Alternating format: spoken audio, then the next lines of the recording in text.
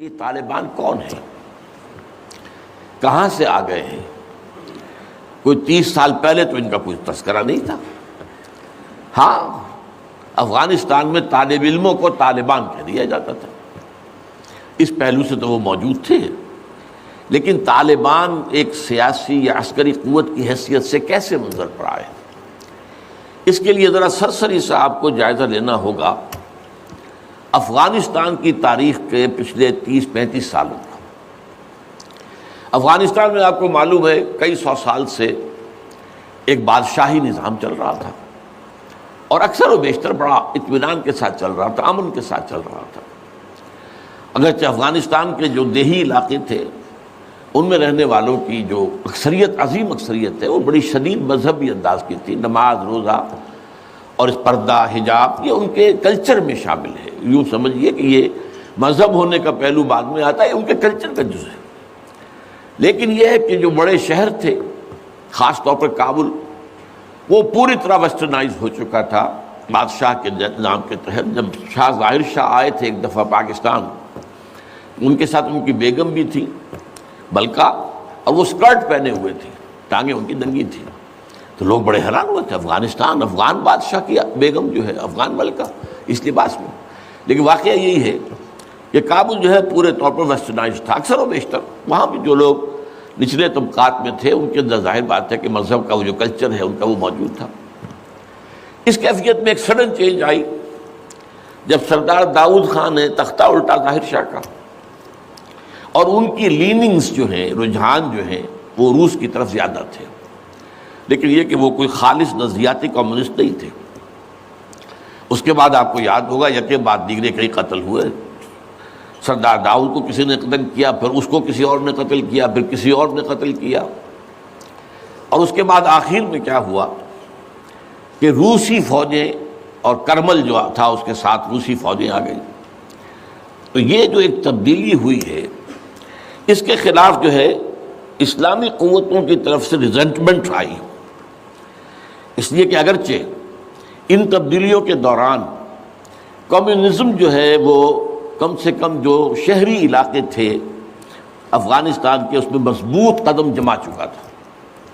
پارٹیاں دو تھیں، پرچم اور خلق، لیکن ان دونوں کے درمیان فرق وہی تھا جو رشین ریولوشن میں مولشوکس اور بولشوکس کا تھا۔ پارٹیاں دو لیکن نظریہ ایک، کمیونزم ایک، قیادتیں دو جدا، دو پارٹیاں۔ اسی طریقے سے ان کی پارٹیاں دو تھیں، آپس میں ان کا جو ہے پاور سٹرگل بھی جاری تھی، لیکن کمیونزم کے اوپر وہ بالکل جو ہے پورے متفق تھے۔ اب یہاں پاکستان میں اس کا جو رد عمل ہوا اس کو سمجھیے، جو بہت صحیح ہوا۔ ابھی جب کہ وہ ریزسٹنس شروع ہوئی تھی اور روسی فوجیں نہیں آئی تھیں، ابھی گویا کہ ایک لوکل فینومینا تھا، گویا کہ سب کچھ جو ہے وہ افغانستان کے اندر، جس کو میلٹنگ پاٹ کہتے ہیں، اسی کے اندر تھا۔ تو اس وقت بھی ظاہر بات ہے کہ کمیونزم کے خلاف مسلمانوں کے اندر اور مذہبی مزاج کے لوگوں کے اندر ایک رد عمل شروع ہوا، ریزسٹنس شروع ہوا، اور ان میں خاص طور پر کالجوں اور یونیورسٹیوں کے طلباء کا حصہ بہت زیادہ تھا۔ یہ لوگ جو ہیں یا تو جماعت اسلامی کے زیر اثر تھے، اور یا زیادہ تر جو ہے الاخوان المسلمون کے زیر اثر تھے۔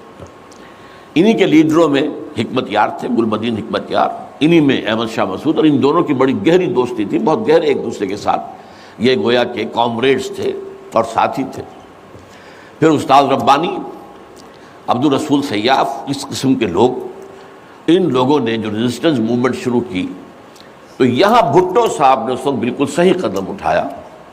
ان میں سے بعض لوگوں کو دعوت دی، وہ آئے دارالحکومت میں، بھٹو صاحب کے مہمان رہے، ان کی پیٹھ تھپ کی کہ ٹھیک ہے کرو کوشش، اور یقیناً کچھ نہ کچھ جو ہے انہیں مدد بھی دی ہوگی، لیکن یہ کہ اس کے بارے میں مجھے معلوم کچھ نہیں ہے۔ اندازہ ہے کہ جب بلایا ہے، پیٹھ تھپ کی ہے، اس لیے کہ ظاہر بات ہے ان کو معلوم تھا یہ کہ اگر جو ہے یہاں پر کمیونزم آ گیا اور خاص طور پر روس اگر قابض ہو گیا تو پھر اس کا اگلا قدم پاکستان ہے۔ گویا کہ وہ جو صدیوں پرانا خواب ہے روسیوں کا، وہ زار کے زمانے کا خواب ہے کہ سائبیرین ریچ جو ہے وہ بہت ہی چاہتا تھا کہ کسی طریقے سے یہ افغانستان اور پاکستان کو رونگتے ہوئے، اور وہ جو ہے بحیرہ عرب، عریبین سی اور بحر ہند، انڈین اوشن کے گرم پانیوں تک پہنچ جائے۔ لہذا افغانستان میں قدم جم گئے تو ظاہر بات ہے کہ اس کے بعد اگلا ہدف جو ہے وہ پاکستان ہوگا۔ تو یہ صورتحال تھی کہ جس میں بھٹو صاحب نے جو قدم اٹھایا وہ بالکل صحیح تھا۔ بعد میں جب روسی فوجیں آ گئیں، اب ایک ریزسٹنس شروع ہوئی زبردست۔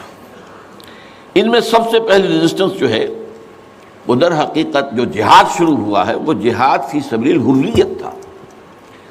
اس کی بنیاد مذہبی نہیں تھی بلکہ آزادی، اس لیے کہ افغان قوم جو ہے وہ غلام رہنے کی عادی نہیں ہے، اس کے لیے ذہناً تیار نہیں، جذباتی طور پر تیار نہیں، یہ پوری تاریخ کی حقیقت ہے یہ۔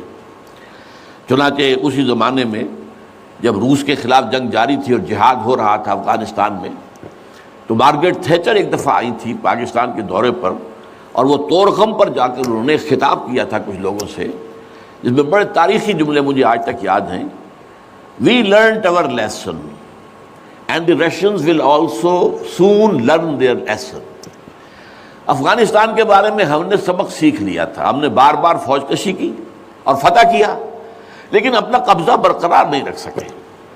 اسی طریقے سے بالفرض اگر روس نے قبضہ کر بھی لیا تو وہ یہاں رہ نہیں سکے گا۔ یہ سبق جو ہے ہم نے تو سیکھ لیا ہے، روسی بھی سیکھ لیں گے۔